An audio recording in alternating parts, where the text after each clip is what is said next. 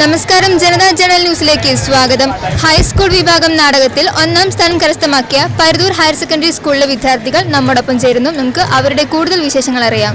ഇവരുടെ പരിശീലകനായ സുബിൻ തൃത്താല നമ്മോടൊപ്പം സംസാരിക്കുന്നു. എങ്ങനെയായിരുന്നു പരിശീലനം?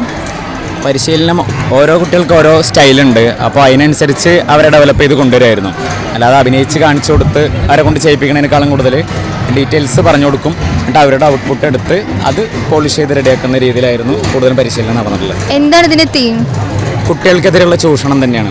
സാധാരണ കുട്ടിക്കഥകൾ പറയേണ്ടതെന്ന് മുന്നേ തന്നെ വിചാരിച്ചിരുന്നു.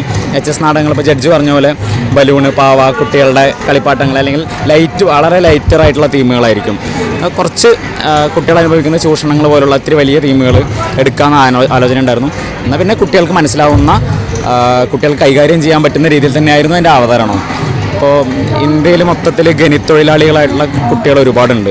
കേരളത്തിൽ അങ്ങനെ ഒരു പശ്ചാത്തലം കുറവാണെങ്കിലും ഇന്ത്യൻ പശ്ചാത്തലത്തിൽ കൽക്കരി ഖനി, സ്വർണ്ണഖനി, ഇതിലൊക്കെ കുട്ടികൾ ഒരുപാട് പണിയെടുക്കുന്നുണ്ട്.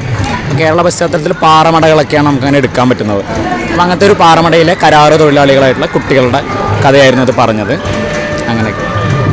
നാടകത്തിൽ ബെസ്റ്റ് ആക്ട്രസായി തിരഞ്ഞെടുക്കപ്പെട്ട മിൻഹ മറിയം നമ്മളോട് സംസാരിക്കുന്നു. നമുക്ക് അവരുടെ കൂടുതൽ വിശേഷങ്ങൾ അറിയാം. എന്ത് തോന്നുന്നു ഇങ്ങനെ ഒരു ബെസ്റ്റ് ആക്ട്രസായി തിരഞ്ഞെടുക്കപ്പെട്ടപ്പോൾ? നല്ല സന്തോഷമുണ്ട്.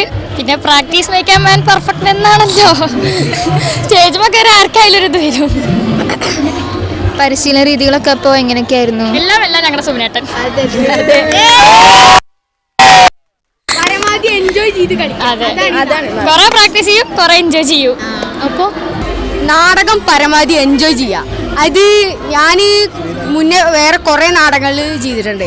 പക്ഷെ അതിലൊന്നും കിട്ടാത്ത ഇത് ഈ നാടകത്തിൽ അത് പരമാവധി എൻജോയ് ചെയ്യാൻ പറ്റുമോ അത്ര ഈ നാടകത്തിൽ എനിക്ക് പറ്റിയിരുന്നു. അതെന്താ അങ്ങനെ തോന്നാൻ കാരണം? സുബിനേട്ടൻ നമ്മളെ ഒരിക്കലും ഇമോഷണൽ ആക്കൂല. നമ്മൾ എത്രത്തോളം ചെയ്യാൻ പറ്റുമോ അത്രത്തോളം പരമാവധി ചെയ്യിപ്പിക്കും. ഒരിക്കലും തല്ലി പഠിപ്പിക്കരുത്.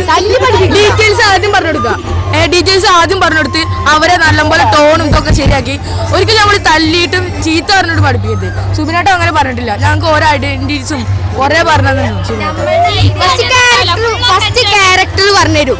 അത് നമ്മൾ എൻജോയ് ചെയ്ത് പരമാവധി എൻജോയ് ചെയ്ത് ചെയ്യും.